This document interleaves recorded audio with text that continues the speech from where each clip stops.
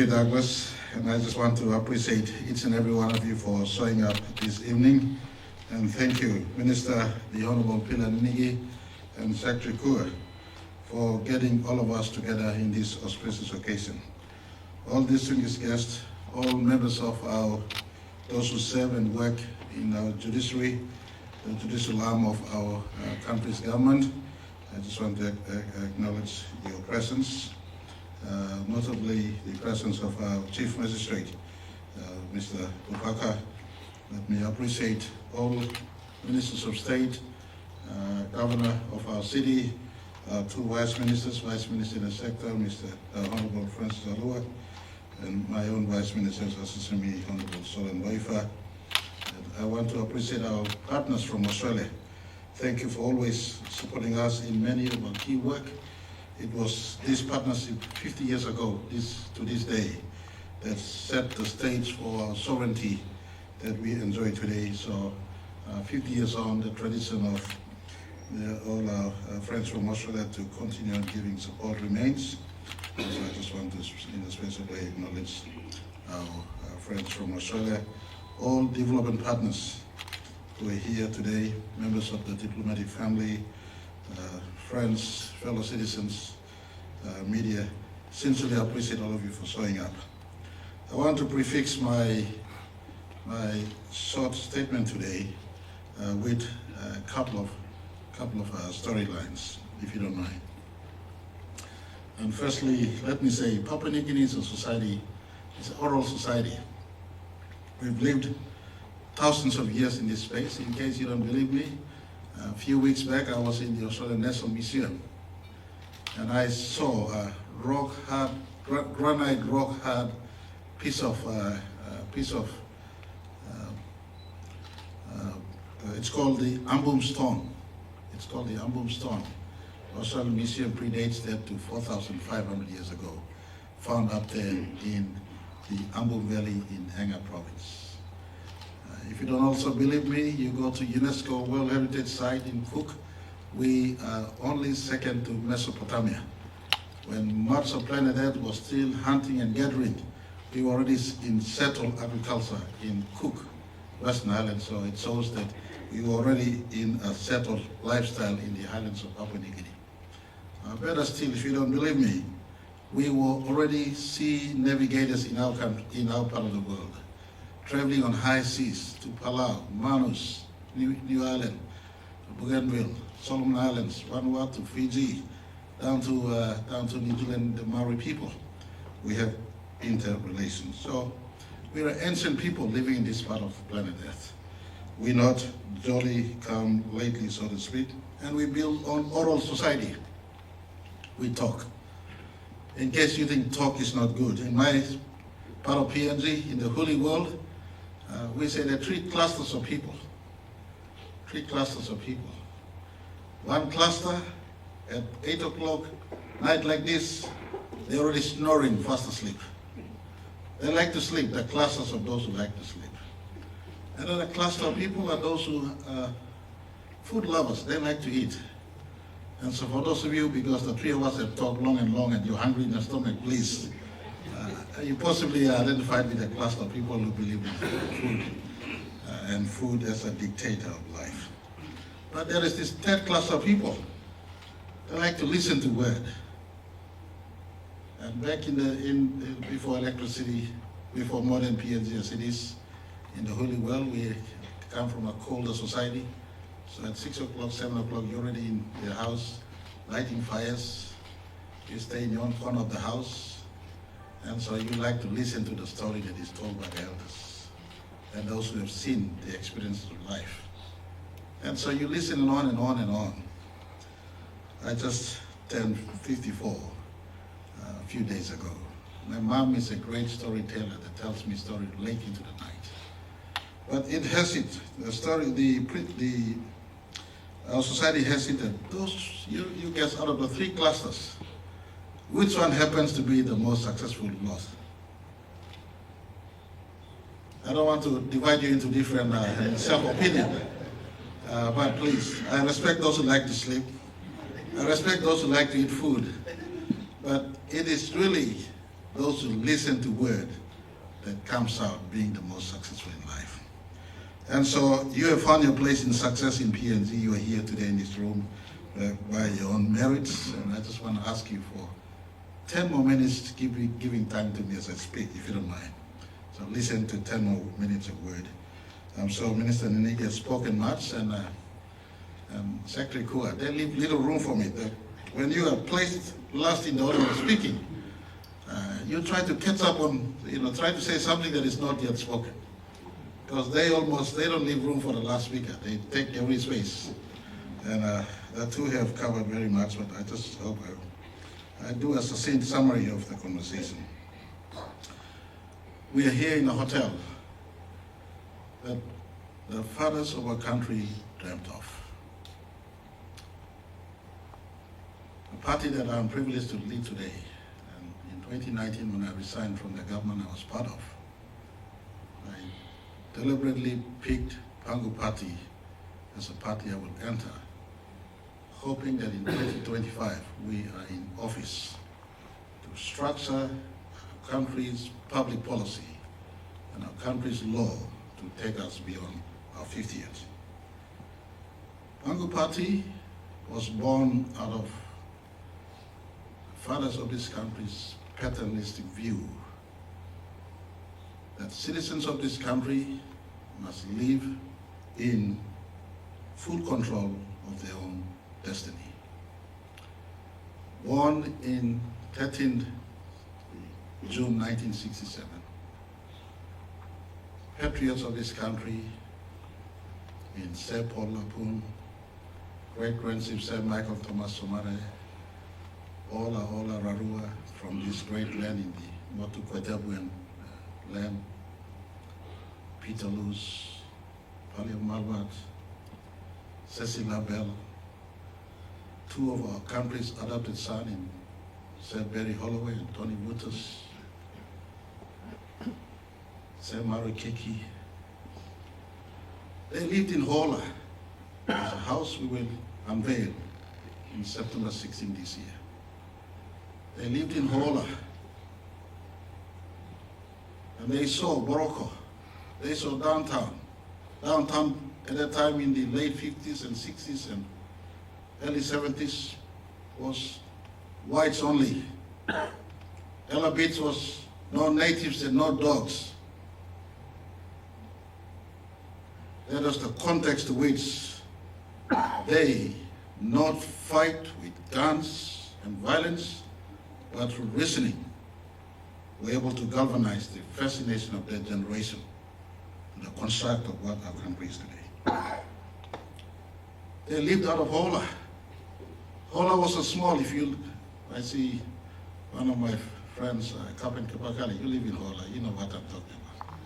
Your house in Hola is exactly where they lived, around that block. Small 10 by 15 size areas. And there's a Boroko, which was almost 2,000 square meters, big play yards. They were saying, how comes we are in these small tucked our areas and our compatriots were living in, at the time we were still in Australian sovereignty, in case you don't know your history. It was in 1975 that we became independent. And so they fought for independence. I am thankful that still in my lifetime, I'm able to see the Hola they saw and see the Hilton in 2025. In one generation, we have moved from that mindset, that space, that inhibition to where we are today. This hotel depicts the aspiration of our country. Let no man tell you you cannot do it. But that construct of the future of this country must be done in a common rule book that is equal, friendly to all, that leaves no one behind. So it is really in the prefix that I just want to commend the work that is put. And so it is absolutely my distinct honor and privilege to stand here today to officiate at this important occasion to launch the National Law and Justice Sector Policy of our country 2025 to 2035. I want to thank all of you. This is a landmark document that will guide the future of the justice administration of Papua New Guinea, especially in the next 10 years, the next decade. And I thank every one of you, the peer team who put this together, Police Commissioner, Public Prosecutor Office, Community Development. Needless to name all of you, the list goes on. Thank you very much for your contribution. We stand at the cusp of our nation's 50th anniversary. This occasion is timely and symbolic. We must not only reflect on where we have come from, but most importantly, where we are going. The construct of our country was by fathers and mothers who envisioned a country that is a democratic state, founded on the rule of law. It remains so, but it is something that we too today must anchor and also amplify, but tidy, especially on the operational laws that must take us forward without tampering the fundamental tenets of our democracy. Rule of law is the foundation upon which our democracy and our democratic state must rest. For it is the greatest equalizer. It is the greatest equalizer. The safety net that holds together as a sovereign people, regardless of where you come from, what you believe in as far as your personal beliefs are concerned, or how you have voted, or what language you speak, or your own tribal affinities. Ours is one constitution and must be one constitution always. One set of laws, one set of justice system that applies to every Papua New Guinean equally. Does not matter who you are. It is this unifying legal order that has carried us the last 50 years, despite our changes, despite our challenges, and despite our growth. This one legal system has carried us thus far.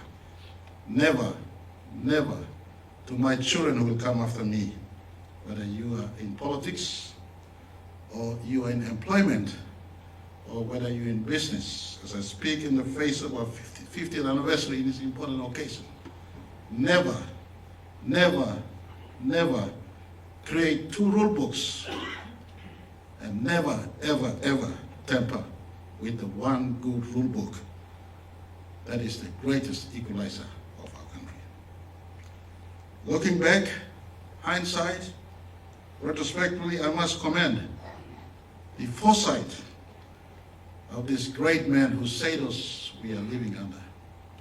We cannot come close to them. St. Michael, St. Julius, St. Teabel, St. Marape Yui, those that I've mentioned earlier, the list goes on. They gave us the most progressive constitution you can find in anywhere on the face of planet Earth. They gave us one of the best.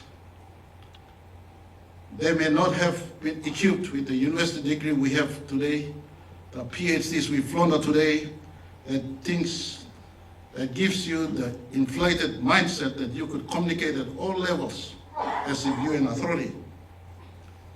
These simple fathers and mothers of our country gave us one rule book, our PNG Constitution, that embraces our cultural diversity and strengthens fundamental human rights and establishes the separation of powers amongst the three arms of government and empowers key constitutional offices to function on its own accord, with its own mindset, not reporting to the Prime Minister, but reporting to the people through the constitutional mandate they have.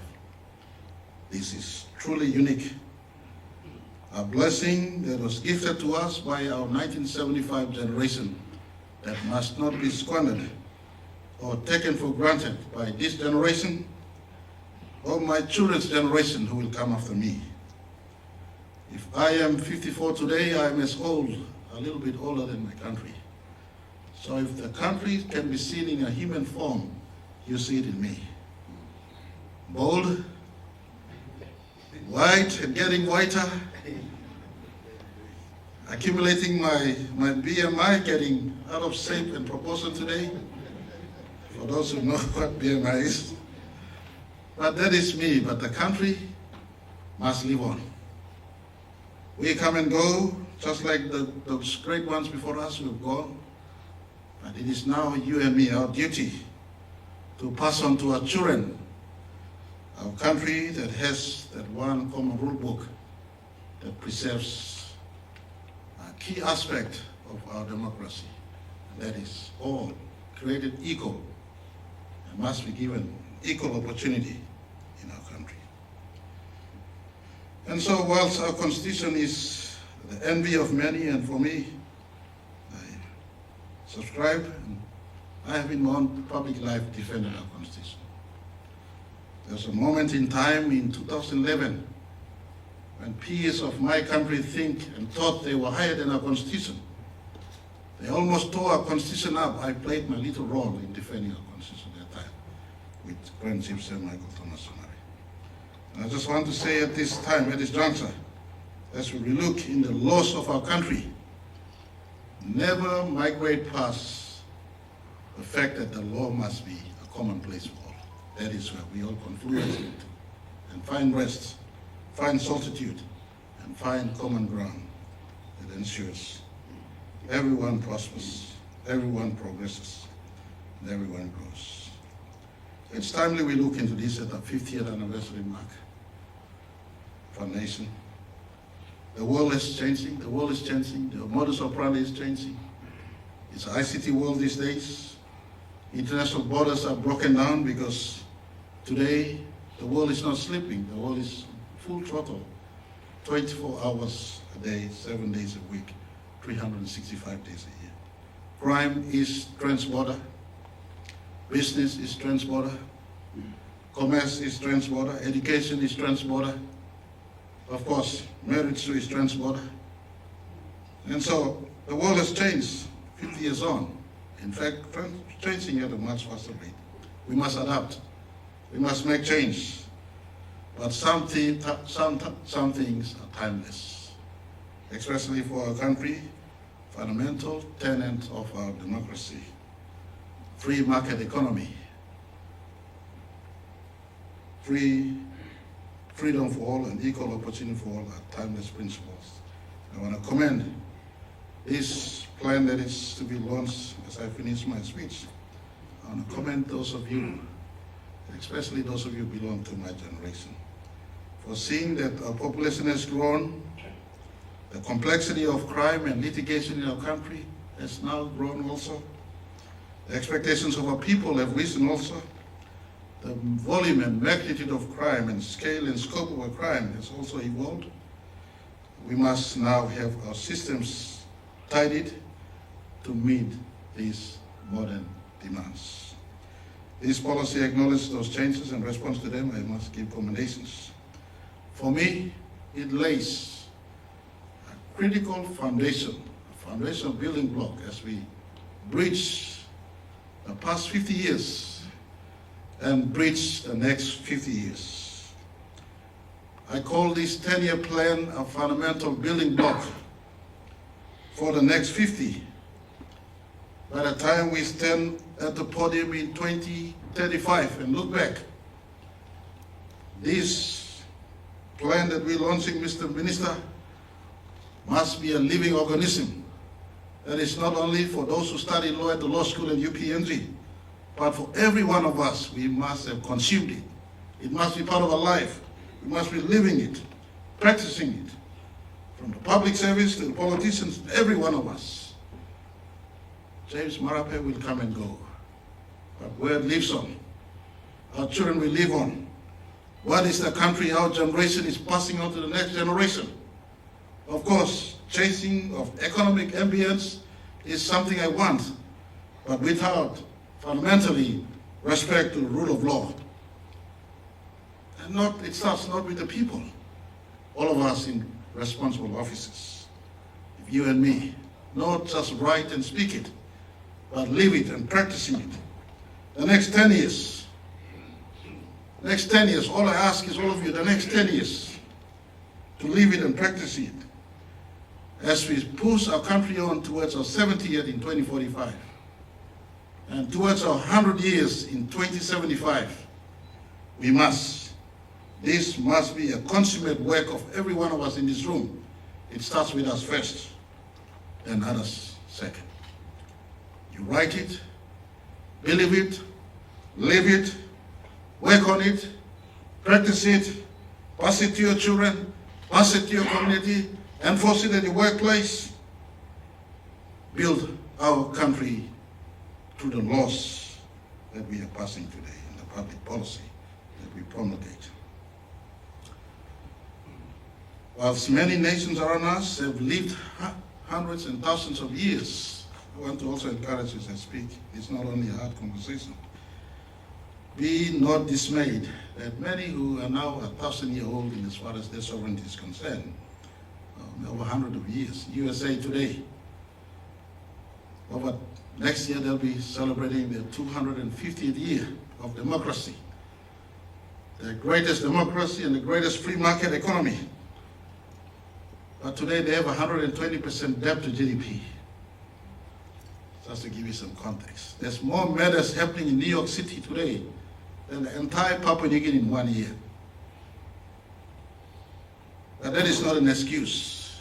Our complacency and our relaxation in the way we do business, or even an excuse that we're just 50 years old, must not hold us back.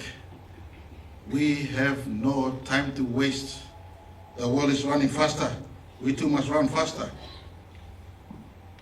And to run fast, we must, in my view, the greatest work all of us must do is to anchor our country, our economy, and our work in the rule of law. Let me read word by word, verbatim, an aspect of my speech that is written here. There is no greater work in nation building than anchoring the rule of law.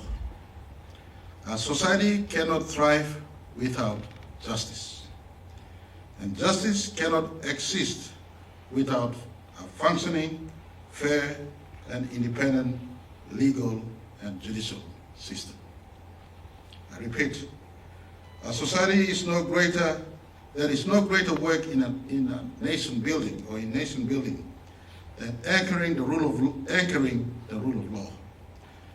Our society or our country cannot thrive without justice, and a justice system cannot exist, or justice cannot exist without a functioning, fair, and independent legal and judicial system. That is why my government has prioritized judicial reform and a law and justice sector strengthening focus. I must commend Minister Ninigi for your tireless work and ever reliable Secretary Dr. Eric Kua. Despite the ups and downs, you remain a consistent reference point in the work we must do. Thank you, Secretary Dr. Eric Kua. Thank you. Just like many good Marapeans who have contributed to our country, needless to be personalized, I just want to thank you for the great leadership you've shown in the sector, and all of you who have constructed what is now the policy that we are about to launch. Sir Gib Salika and members of your bench, of course, Chief Magistrate and members of your court, and everyone else who played your part in this construct. The last 6 years since I took office, we have undertaken some monumental landmarks, needless for social media to know, needless for the experts in our society to praise me. I'm not in this job to be praised.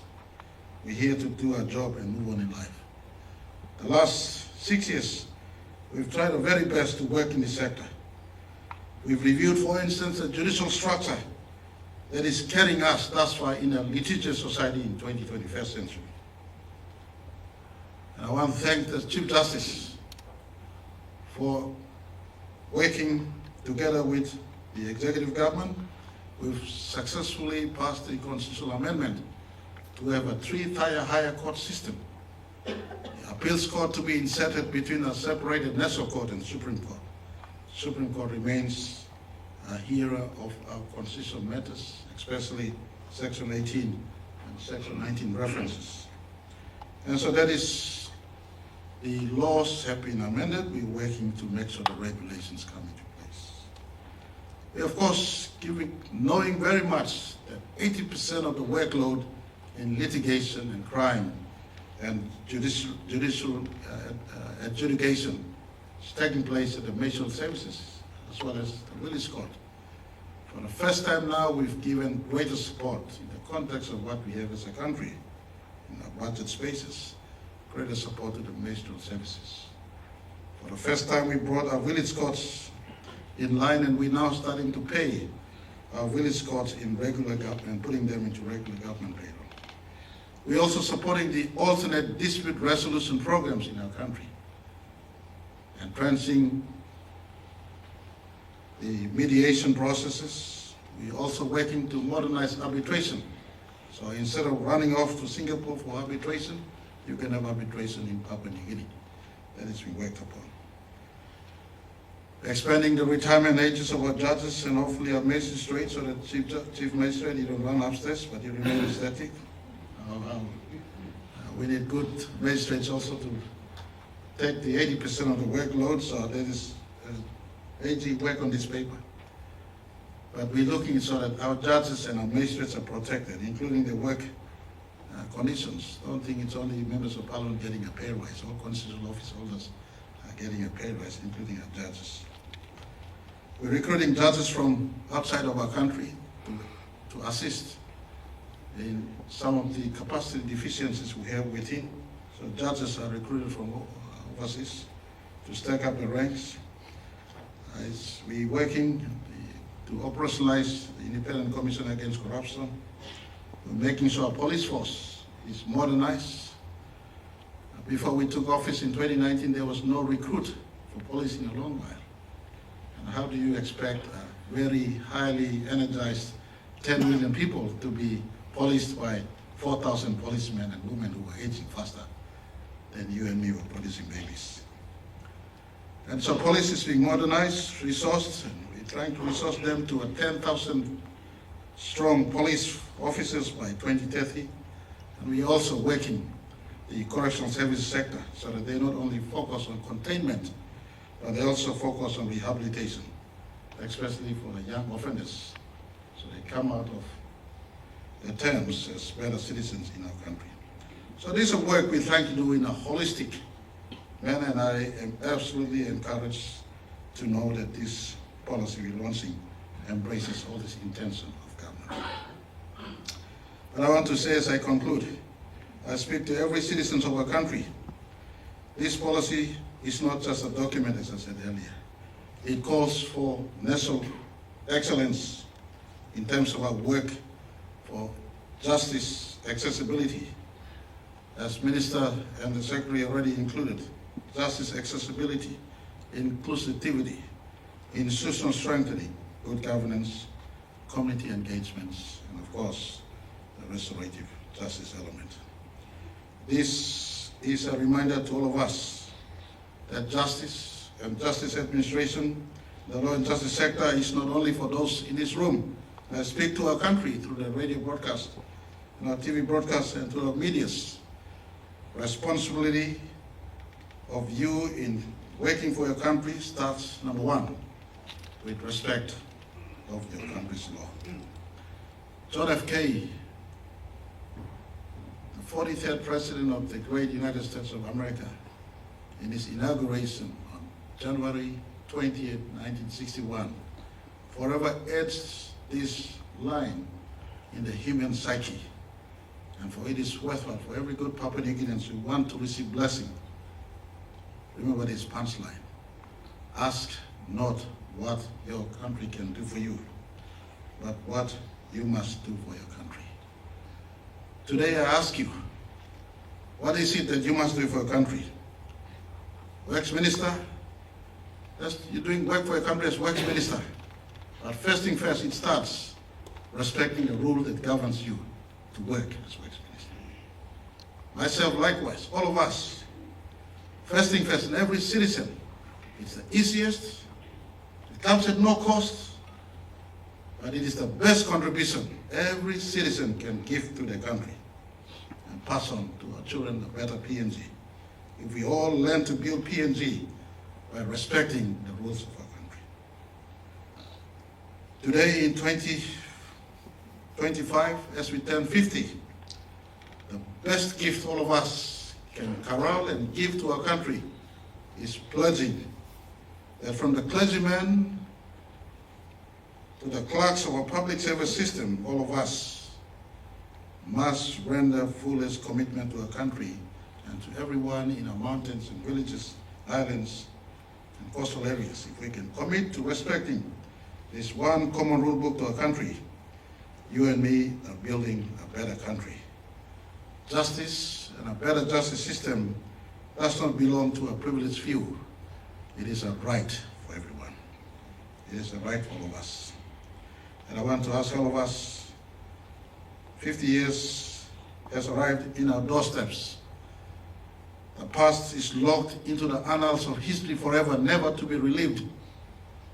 But the future is awaiting us. Let us construct the future for our children to live in. A good parent is always creating an equal playing field for his or her children. This generation must create an equal playing field for our children who is coming after us. This policy is promulgating an equal playing field for our children who will come after us. And for those who will polish this policy, I pray God's blessing upon you. For those who will respect the justice sector and laws of our country, I pray God's blessing upon you. And for those who will live after us, may this policy be a blessing to you. And of course, you and me can come and go. But God shall forever bless Papua New Guinea. I thank you all for listening. Let us know your thoughts in the comments below, and don't forget to like, share, and subscribe for more updates on PNG Pulse.